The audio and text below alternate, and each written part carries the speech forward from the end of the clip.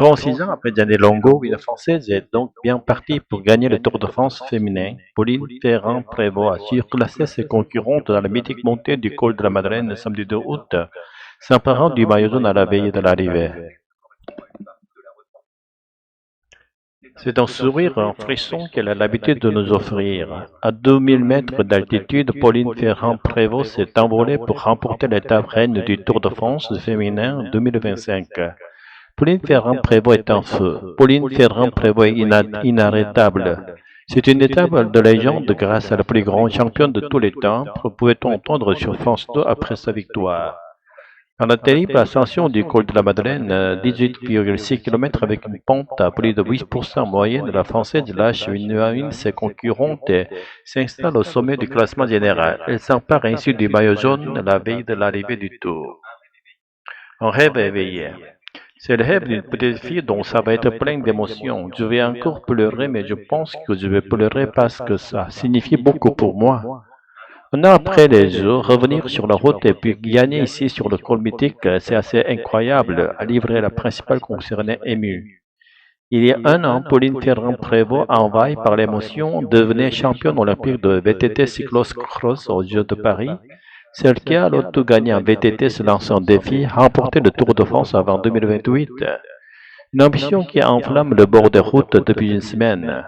Des anonymes et sa famille se présentent aujourd'hui encore sur la course. J'ai l'impression que je suis plus aimé qu'Ozio, c'est inattendu, confie son père, venu la soutenir. Demain, pour la dernière étape, elle pourrait devenir la meilleure tricolore à remporter un Tour de France 36 ans après Gianni Longo, 40 ans après Bernard Hinault. Maxime Grousset a remporté sa deuxième médaille d'or aux mondiaux de natation à Singapour samedi 2 août. Après le 50 mètres, le voilà aussi champion du 100 mètres papillon. C'est le nouvel homme fort du sprint. Maxime Grousset éclabousse le bassin de son talent avec 2 médailles et un record d'Europe samedi 2 août, le tout en moins d'une heure et demie.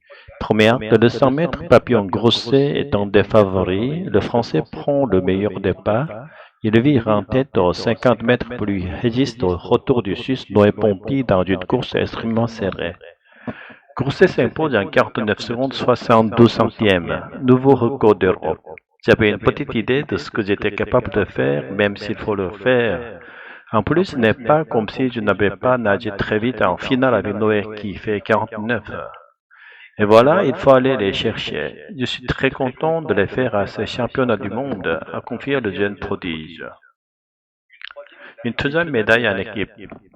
Quelques minutes après sa course, Maxime Grousset reçoit sa médaille d'or. À peine le temps de savourer le Marseille, qu'il faut filer se préparer pour le deuxième acte de la soirée, le relais 4 x 100 mètres mixte. Grousset est le premier relayeur de cette fois et il nage le chrono pour lancer l'équipe de France. Associé au Le Goff et Gestal-Lao, Grousset décroche la 3e place et peut monter sur le podium pour la 2e fois de la journée. L'été dernier, le natif de Nouméa était passé à côté des JO avec un 0 pointé en individuel. Déjà sacré lundi sur 50 mètres papillon, Grousset repart donc de Singapour avec 3 médailles minimum et d'une 4e l'attend peut-être dimanche 3 août dans le relais 4 x 100 mètres de nage. La journée du samedi août a été l'une des plus chargées de l'année sur les routes. Plus de 1000 km de bouchons ont été enregistrés à midi. Pare-choc contre pare-choc au péage de Saint-Arnaud dans les Yvelines le samedi 2 août 2025, symbole des difficultés des automobilistes pour ce jour de chassés croisés, classés noirs dans les deux sens. Sur la Seine, l'autoroute du Soleil, le temps de trajet était doublé entre Lyon et Orange, et des voyageurs obligés de s'armer de patience. On a eu quelques bouchons depuis 30 minutes à peu près, donc on s'est arrêté sur l'aire d'autoroute pour faire un petit peu de pause et on espère qu'il n'y aura plus de bouchons pour rentrer vite. Confie une automobiliste. On s'attendait de toute façon à ce que la route soit compliquée pour le retour. Déjà à l'aller, c'était compliqué et pour le retour, on sait très bien qu'on va perdre 1 heure, voire 2 heures sur notre journée. Enchaîne une autre. Des temps de trajet étirés à l'extrême. Un peu d'étirement, beaucoup d'organisation, c'est certain, comme près de Marseille, prendre la route un peu moins pénible. Éviter les bouchons, c'est impossible, on savait qu'on en aurait. Nous sommes partis du Havre hier et nous allons dans le Var. Donc nous faisons le trajet en 2 jours, explique une vacancière. Des temps de trajet qui s'allongent partout avec plus de 1000 km de bouchons cumulés à la mi-journée. Au tunnel du Mont Blanc, 1h45 d'attente. Mais avec l'Italie en perspective, cela passe un peu mieux.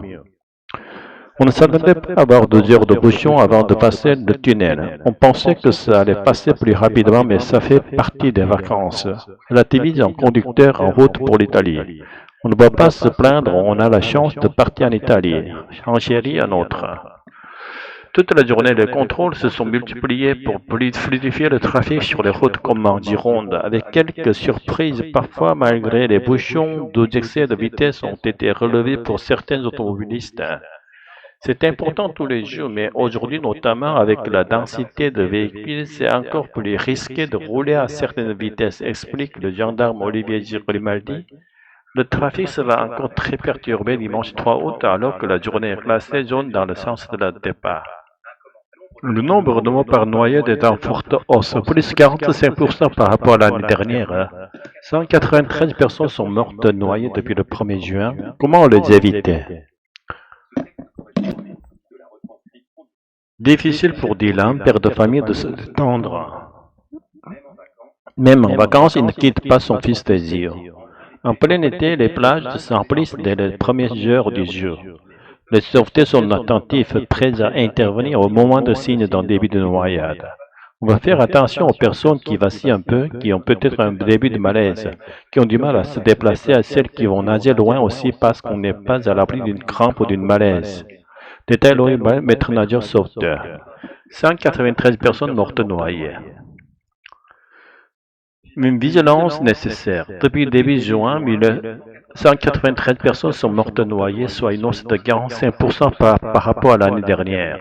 Alors, pour y remédier, des cours de natation gratuits sont dispensés dans des bassins spécialement aménagés. L'objectif, donner aux petits les premiers réflexes en cas de difficulté lors des baignades. Souvent, les enfants ont la phobie de l'eau. Ça, on leur enlève. Ensuite, le but, c'est tout simplement de leur apprendre à nager et qu'ils puissent se déplacer tout seuls et se mettre en sécurité, explique Elias, maître nageur à l'association Le Grand Bleu. Un dispositif qui séduit. 2000 enfants sont inscrits à ces cours cette année.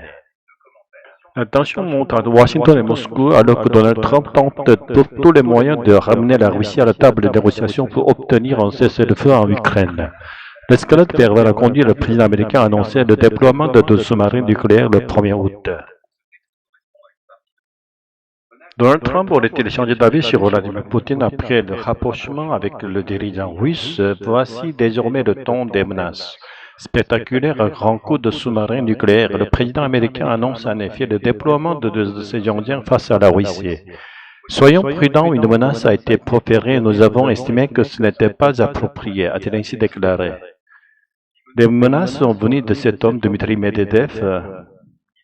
Il est l'ex-président russe, mais surtout un proche de Vladimir Poutine. Or, il vient de critiquer l'ultimatum fixé par Donald Trump au maître du Kremlin pour mettre fin à la guerre en Ukraine.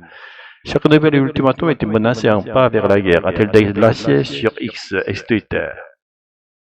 Donald Trump, dans la démonstration, piqué, le président américain met en scène son exaspération avec l'annonce sur les 2 sous-marins, pure opération de communication puisqu'ils peuvent de toute façon atteindre leur cible à des milliers de kilomètres de distance. Mais cette discographie symbolise un changement de cap. Après l'humiliation du président ukrainien Zelensky dans le bureau ovale, c'est désormais la Russie de Vladimir Poutine qui est menacée à cause d'ultimatums et de 5 sanctions. Je pense qu'il y avait de la naïveté à la Maison-Blanche des premiers mois au sujet de Poutine et de la Russie. Et maintenant, Trump réalise que c'est une impasse et que c'est inutile. Mais je n'ai aucun doute sur le fait qu'il y aura bien d'autres rebondissements, analyse Michel Kimage, historien de l'Université catholique des États-Unis. Donald Trump a donné jusqu'à vendredi prochain à Vladimir Poutine pour mettre fin aux hostilités avec l'Ukraine, sinon les sanctions tomberont. Mais sans grande conviction puisque le locataire de la Maison-Blanche doute lui-même de l'efficacité de ces sanctions.